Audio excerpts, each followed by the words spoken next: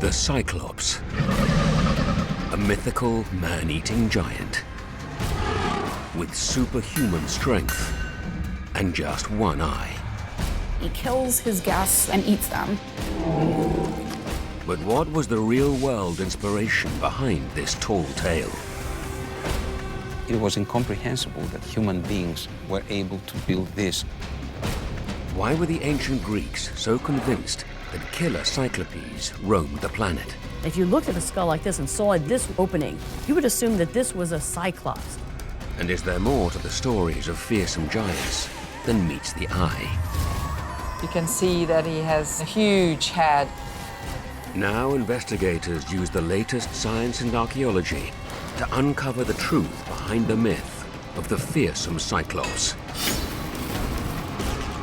and why it has stalked our nightmares for so long.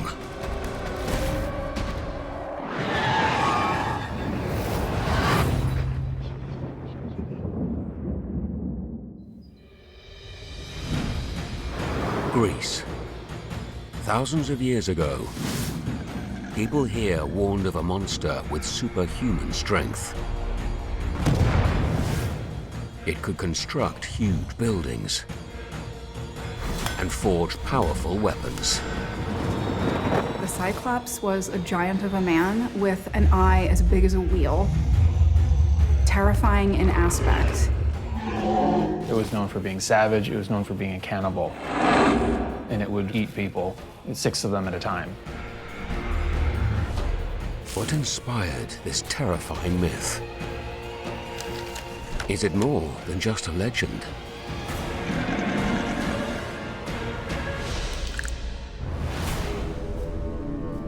The first place to look for clues is in the original story itself.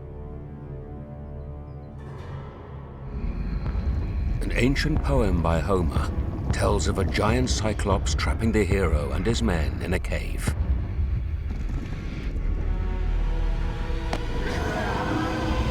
Every day, the beast devours 2 of them.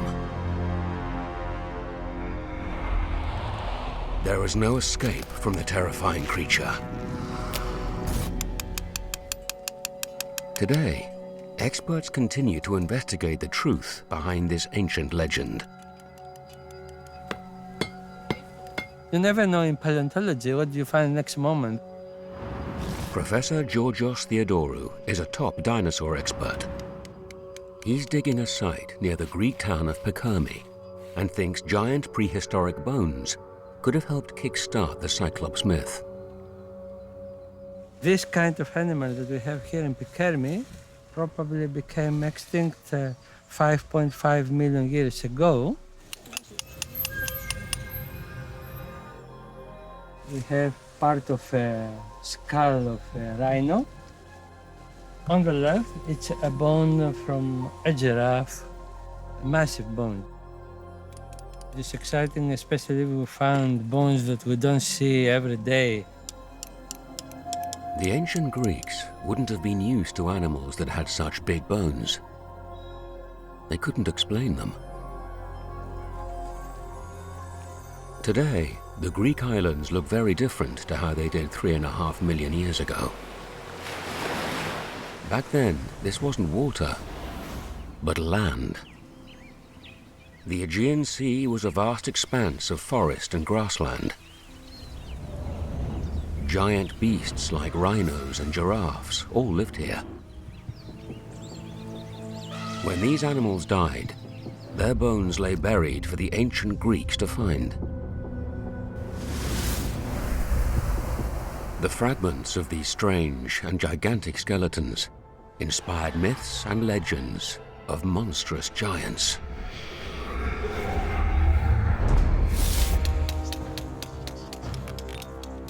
Imagine what people must have thought, coming upon a skeleton or fossils that they had no idea or any previous knowledge about. They could construct any image that they thought would work, around these bones. They didn't understand evolution, they didn't understand fossils. They were simply finding these big bones, and it's not a surprise that they would try to interpret them in the way that they understood life to be.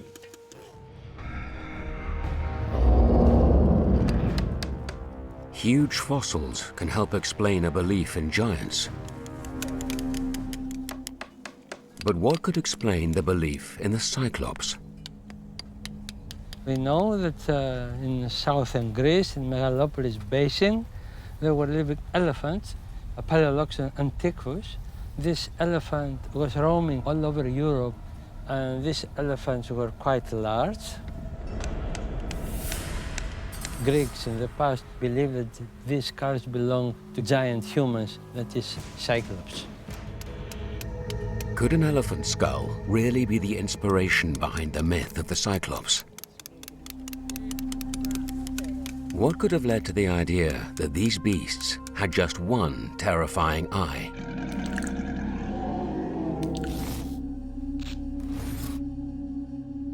Comparative anatomist Dr. Joy Reidenberg believes she has found evidence to solve this mystery. What I have here are photographs of African elephant skulls. Now, these are actually quite large. But a smaller version of this actually lived in the Mediterranean area millions of years ago, and they were called dwarf elephants. And they would have been about half the size, or maybe even a little bit smaller, but still a fairly large animal. If we look at the skull from the front, which is what this view is here, you see this nice double opening that's fused in the center. This is actually the opening for the nose. And all around this is where the muscles of the trunk. The eyes would have been on the side, very low, right about here. So when you look at the skull, it's not obvious right away that this is where the eye sockets are. If you looked at a skull like this and saw this double opening, you would assume that this was a Cyclops, something with eyes that are fused in the center, or maybe even just one eye in the center, but a very, very large head. So it would look like a giant human skull with only one eye in the middle. These fossilized elephant remains may go some way to explaining the belief in the one-eyed Cyclops. But why did the Greeks believe in giants with superhuman strength? Just how big did they think they were? A clue lies southwest of Athens, amid the mysterious ruins of the hilltop fortress of Mycenae. Mycenae as a culture predates archaic Greece. It is thought to have lasted and flourished for about 500 years. The Mycenaeans are long gone, but all around this ruin are clues to the Cyclops myth. Over 3,000 years ago, this was a mighty citadel, sheltering behind massive walls. The stones protecting it were colossal, impossible for mere mortals to lift. Myth has it that to build these mighty walls, the Mycenaeans recruited a gang of giants, deformed one-eyed beasts, the Cyclopes. Each had the strength of many men. And block by giant block, they built the citadel. A fortress unlike any seen before. The true origins of places like Mycenae became lost to later generations of Greeks.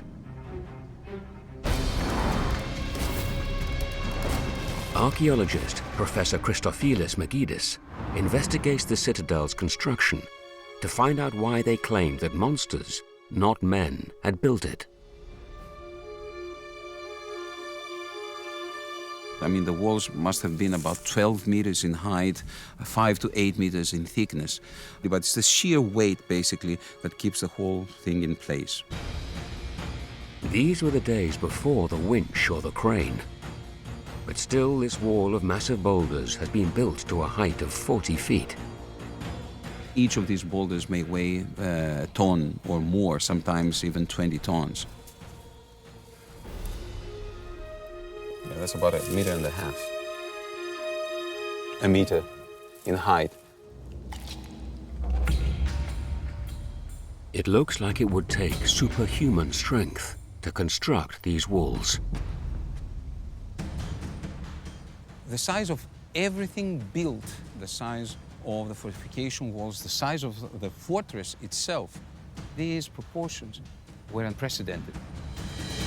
It was incomprehensible that human beings were able to build this. The actual gate is a marvel. It is constructed of 4 monolithic pillars, each weighing about 20 tons. You have to imagine that there was probably another 4 or 5 meters of wall on top of this. The Lion Gate relief is the oldest royal emblem in Europe, actually, and the first monumental sculpture on mainland Greece.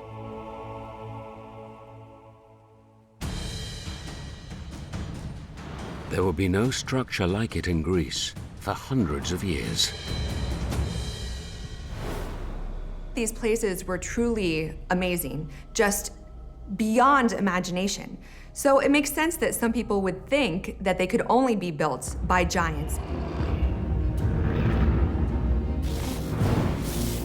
How big would these monsters have to be to build such a huge wall? Ancient writers are largely silent when it comes to the precise proportions of a Cyclops.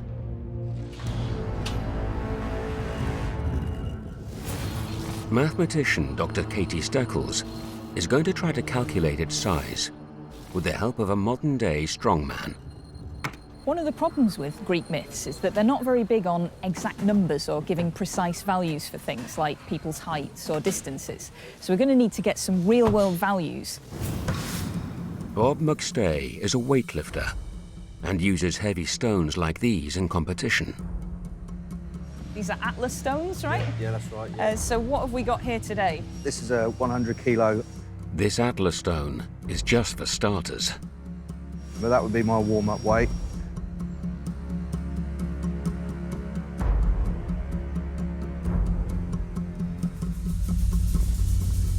Once Katie knows how heavy an Atlas stone Bob can lift, she can work out how big the Cyclops would have to be to pick up the huge stones in the Mycenae citadel. That's the 140 kilogram stone. That was my last warm-up stone before the 160. Bob tops out at 160 kilograms. Yeah, that's about it. With this figure, Katie can scale up to calculate the size of the Cyclopean builders. Here's our Atlas stone, comparing that to our giant blocks that make up our wall. The biggest stones at Mycenae weigh up to 20 tons each, or a massive 20,000 kilograms. 125 times more than Bob's heaviest. How big would Bob need to be to lift one? We don't need to scale Bob up by 125 times, because when you scale someone up, their strength increases much more quickly than their height. So in fact, we only need to scale Bob up around about 11 times. And Bob is exactly 6 feet tall, which means that our giant Bob is going to be 66 feet tall. This is a huge increase in size. 66 feet is incredible. It's the height of a 7-story building. In fact, it's so high, it's pretty much dinosaur territory. But how was this monumental edifice actually built? When the ancient Greeks rediscovered the old citadel, its construction was a distant memory. Now, archaeologists are finally uncovering the engineering secrets of these monster walls. These types of sizes and weights would be impossible to lift with the then known devices, so most probably these were put in place with the use of soil ramps. It's a technique called parbuckling. It involves building soil ramps against the walls and placing a sturdy anchor point at the top. Strong rope is looped from the anchor, under the boulder and back to the top. Now a team of men can roll the boulders up the slope and place them into the wall. Using this technique, The builders could lift heavy stones onto towering walls and then remove the ramps without a trace.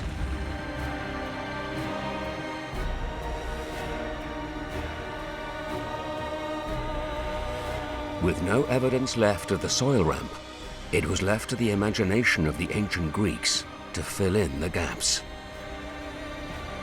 Greeks looked at structures of the Mycenaean world and said, how was that created? The stones are so massive that they actually inspired the term Cyclopean wall, which means walls that have stones that are so large that only a monster like a Cyclops could have moved them. The strength and size of the Cyclops builders would have been awe-inspiring.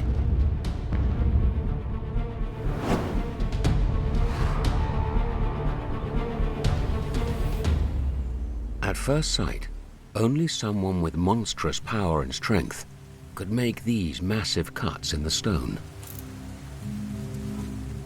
The material is very hard, limestone conglomerate.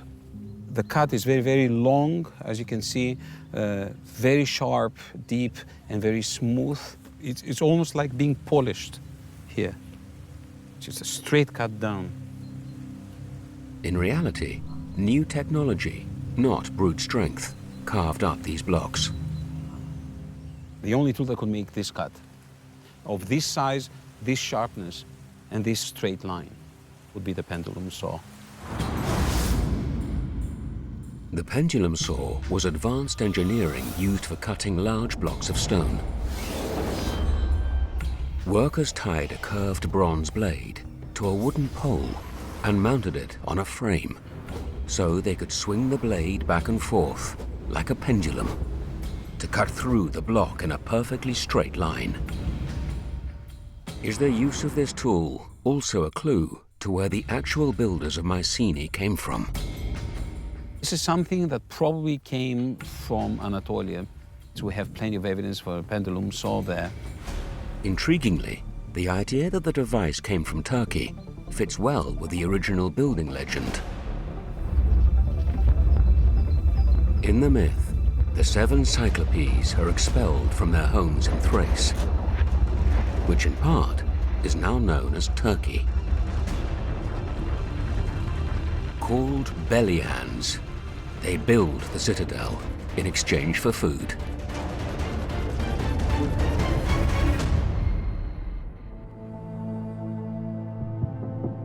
But it wasn't just the Greeks who thought supersized creatures were building monster structures. In Ireland, myths of giant builders were also rife. Could it be because real-life giants once walked among us?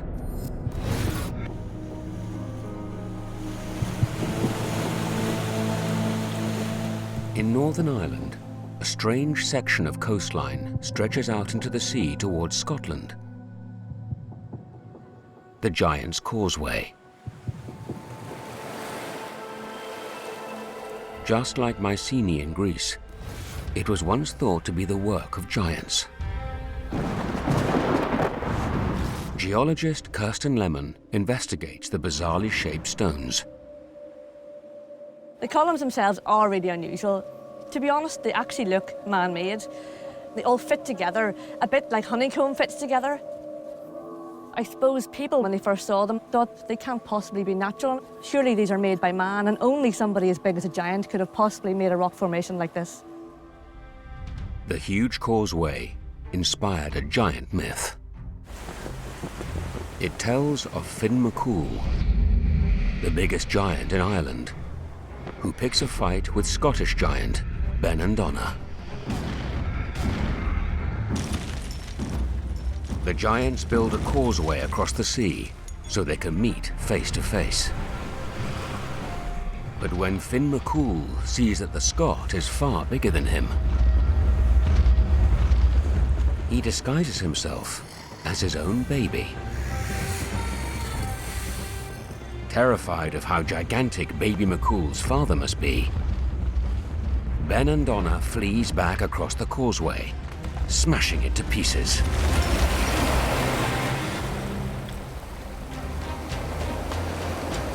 The story of the Giant's Causeway is another example of humans trying to make sense of the natural world. You have what clearly looks like a man-made structure, but it's of huge proportions. How do you explain that? It must have been made by a giant. Today, geologists give us a different explanation for this extraordinary-looking phenomenon. These uniform rocks were made from volcanic lava that cracked into multiple segments as it cooled 60 million years ago.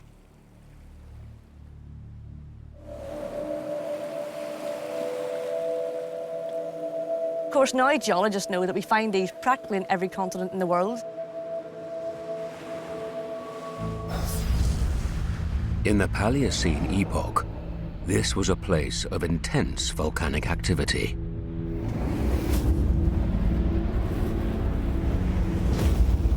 Lava flowed into an existing valley and became a river of molten rock. As the lava cooled, it turned into tough basalt. Over time, erosion scoured away the top layer of rock, exposing a walkway of basalt columns that looks like it was made by giants.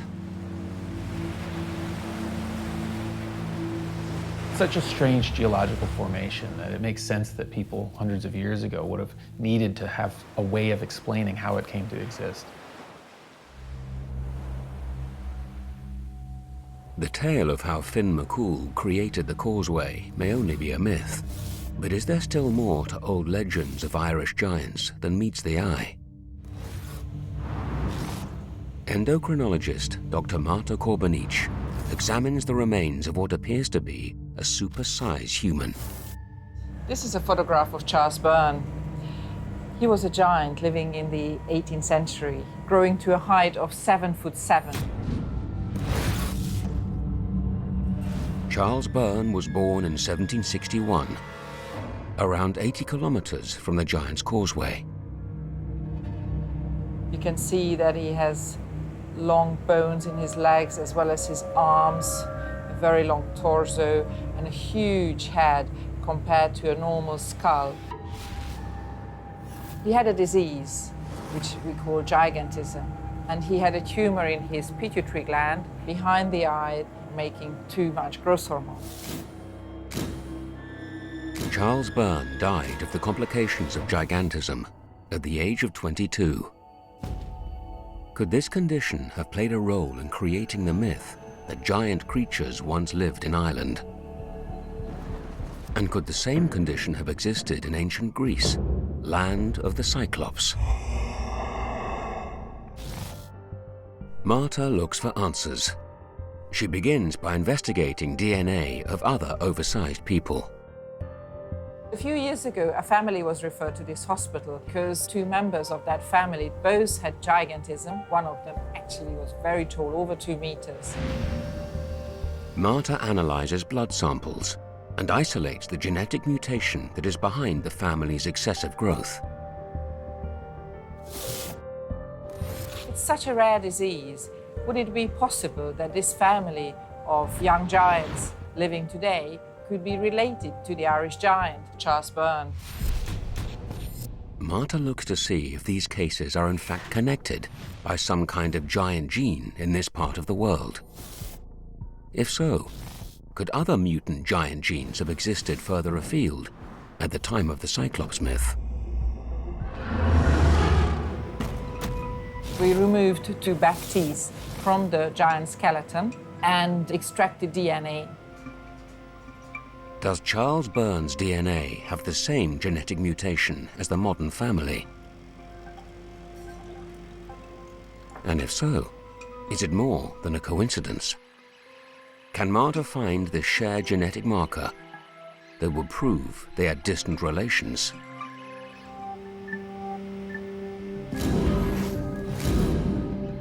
The results are in. Without any doubt, the families have the same disease and the same mutation. and are related to the giant Charles Byrne. It turns out that Charles Byrne and the family share a common ancestor from about 60 generations ago. We found altogether 18 families with exactly the same mutation. Oversized people here are not one-off cases. They're part of a phenomenon, one that stretches back for centuries. So this part of Ireland has more giants probably than anywhere else in the world. These tales, these legends, are probably based on real people who suffered from this devastating disease. Oversized people helped fuel myths of giants living here. Is it possible that the same condition also existed in Greece? And if real people were behind some of these tales, why were the Cyclops considered to be man-eaters? One of the interesting motifs about giants is frequently they're cannibalistic, or they eat the flesh of men. One of the most famous stories of man-eating giants, and one that gets told to kids today, is Jack and the Beanstalk. In many different cultures, there are stories of monsters eating people who venture into the wrong place. In Greek mythology, a Cyclops lives inside a cave. He traps Odysseus and his men in his home, eating 2 of them each morning. Did man-eating giants once stalk the earth like in these old folktales? Fred Coolidge from the University of Colorado at Colorado Springs is on the trail of a real-life monster. This network of caves in southern England is a treasure trove for anthropologists. They've found thousands and thousands of items, all kinds of stone tools. Experts have concluded that these caves were once inhabited by our distant cousins, the Neanderthals. It's fair to say it's a Neanderthal cave because it was probably occupied from about 90,000 years ago to up to about 40,000 years ago. Like the Cyclops, the Neanderthal was cave-dwelling. Anthropologists used to think that Neanderthals were a primitive stepping stone in the evolution of Homo sapiens. But it turns out that both species sit side by side on 2 branches of the same family tree. They evolved together, but in different ways. Homo sapiens grew lean and tall, whereas Neanderthals were short and stocky, but incredibly strong. This is the Neanderthal skull. This is kind of scary, you know, this overhanging brow ridge. These people are very, very strong, tough in a fight. They took about 35% more calories just to walk because of their thick, stocky, heavy bodies and heavily musculatured. So they needed meat, they needed big meat. About 80% of their diet was meat. Archaeologists discovered a gruesome truth about the source of some of this meat. The evidence was found on the bones themselves. One interesting aspect of these bones, the striation marks, the cuts on the bones are made with a stone tool, very sharp along the edges, made by a Neanderthal. And this would have made these marks. Very rhythmical, clearly to remove flesh from the bone. Scraped and eaten. Like the Cyclops, the Neanderthal was a man-eater. We've got a clear history of Neanderthal cannibalism on other Neanderthals for almost 100,000 years. In one case, the largest Neanderthal ever found was cannibalized, along with a baby and 2 little juveniles. And they even show scrapes in the baby's skull, how the tongue was ripped out.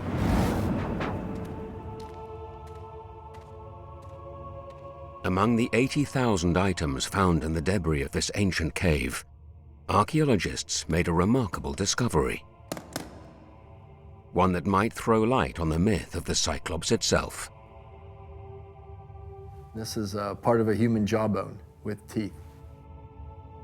The original is very fragile, so this is an exact replica. Clearly identified as Homo sapiens 41,000 years ago. This extraordinary find reveals something startling about our ancestors' history in these very caves. Since this dates to about 41,000 years ago, it's proof that Neanderthals and Homo sapiens overlapped in this cavern, and that there was an interaction between the two types. It raises an astonishing possibility. If our ancestors met Neanderthals, were these hulking flesh-eaters the original source of the myth of man-eating giants? If Neanderthals had this predilection, greater predilection for cannibalism, it would not be surprising that Homo sapiens would make up stories, particularly to protect their young and juveniles from being eaten and saying, stay away from dark places.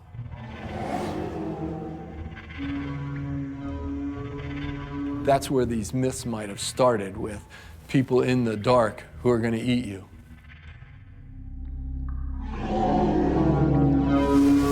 For around 5,000 years, Neanderthals lived alongside our ancestors in Europe. Although the last ones died out around 40,000 years ago, stories of man-eating cave dwellers have survived for millennia. But there was more to the Cyclops than a man-eating ogre. It was said to be a hugely skilled craftsman who created powerful weapons for the gods. Did this aspect of the myth also have its origins in the real world? And what can it reveal about the most well-known feature of the Cyclops? Its petrifying single eye. The Cyclops myths describe how these beasts were blacksmiths working for the gods. The god of the forge had his workshop in the volcano of Mount Etna on the island of Sicily. His blacksmiths were 3 Cyclopes. Shaking the earth with their hammer blows, they forged weapons for the gods.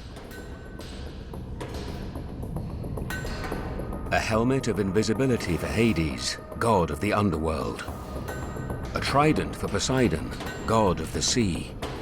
And for Zeus, they forged a deadly thunderbolt with the power to shake the world.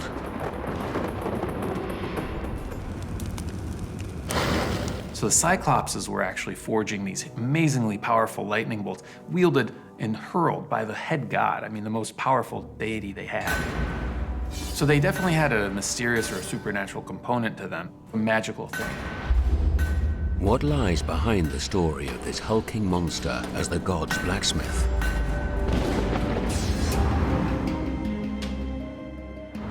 Archaeologist Joanna Palermo specializes in the Greek Iron Age. Iron becomes the most prominent metal across the Mediterranean, and so it really ushers in a whole new age in the ancient world. The blacksmith was central to the new Iron Age economy. Blacksmiths were so important. This was manual labor, it was dirty labor, but these people were so pivotal to the new beginnings of Greek society.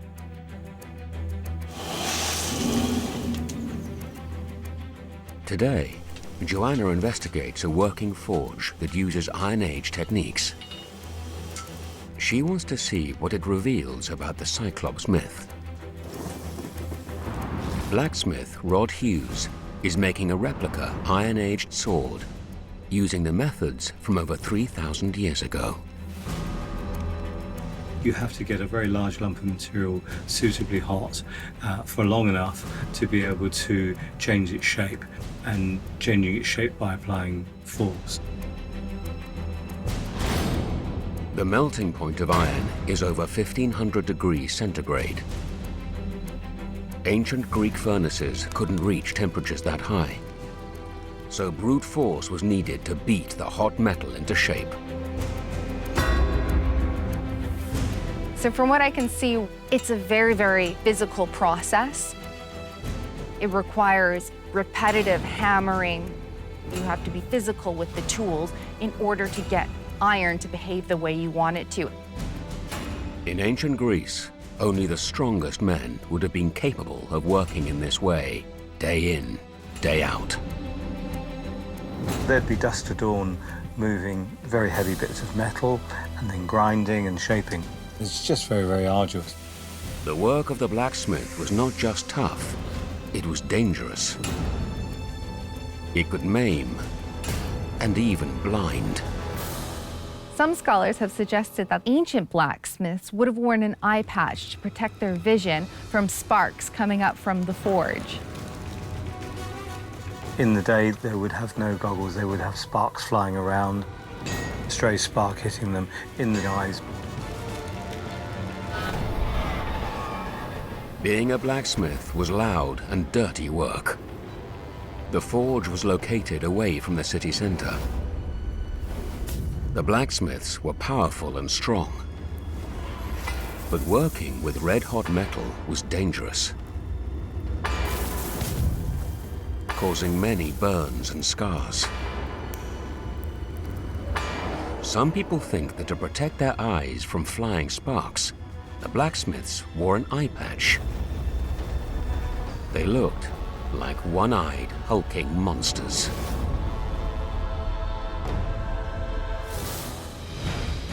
It may be that the Iron Age blacksmith was the real-life inspiration for the Cyclops. The Cyclops are imbued with the attributes of strength and brute force, elements that would have been pivotal to work with in the blacksmith shop. Does the Iron Age forge hold other clues about the myth of the Cyclops? The outsider beast with supernatural powers. One of the things we have to remember about these monster legends is they're coming out of a place where humans have only recently learned how to do metalwork. These techniques would have been relatively secretive amongst the people who practiced them. The blacksmith's magic was to turn an ordinary-looking rock of iron ore into something that would inspire fear and wonder. One way to explain for people who didn't know this almost magical art of taking these strange stones in the ground and making them into a shield or a plate or a sword or something like that would be to create the idea of mythical creatures doing it. Like never before, new iron weapons transformed the potential of the ancient Greeks on the battlefield. Over the early Iron Age, we develop a whole new form of warfare. And one of their key items is not just the spear, but the sword that came along with it. So both would be made out of iron. The Cyclops was a supremely skilled weapon maker. But in Greek mythology, he is often portrayed as a hulking monster of little brain. The Cyclops in the ancient world really represented brute force. And if you think about the Cyclops in the Odyssey, there's something very kind of primal about it, pre-civilization about it. The kind of antithesis of culture, a sort of barbarian-like state of existence. Despite his many skills, this giant is depicted as slow-witted and easily tricked. In Homer's epic poem, The Odyssey, a giant Cyclops traps Odysseus in his cave and then eats his men 2 at a time.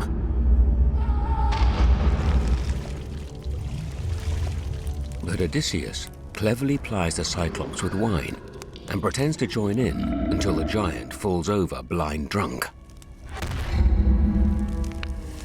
Odysseus heats a huge splinter from the Cyclops' club and stabs him in the eye.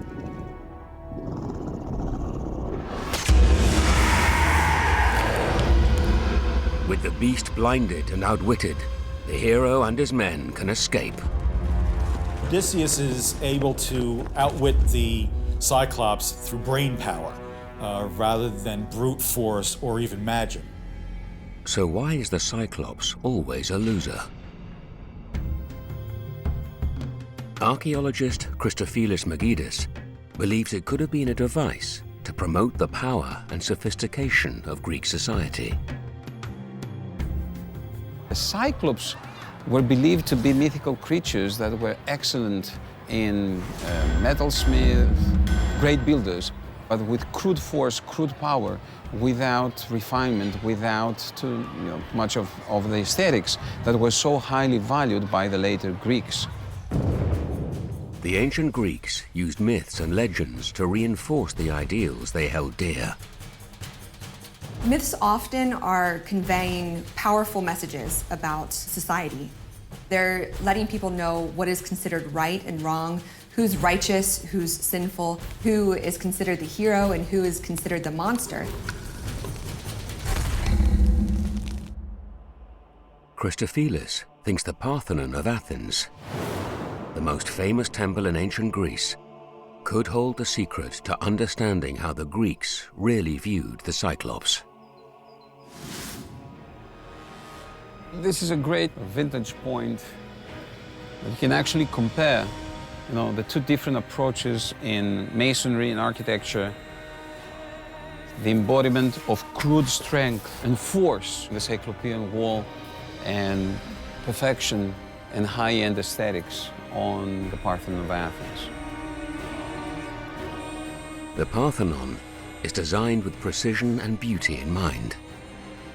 Every aesthetic detail has been considered. The structural columns are tapered and tilted, enhancing the view from a distance.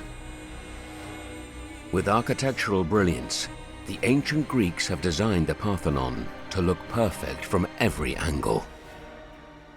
The Athenian Acropolis is generally regarded as the pinnacle of world architecture. It epitomizes the ancient Greek spirit. It reflects and symbolizes all the great ideals by which we live today.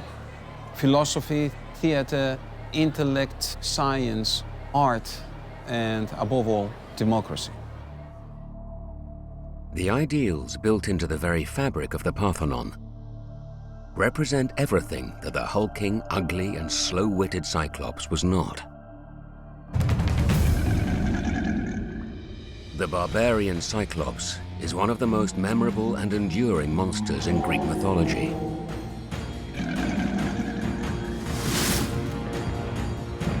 But for all its brutish power, human ingenuity outwitted it in the end. Experts have shown the Cyclops is not just myth alone.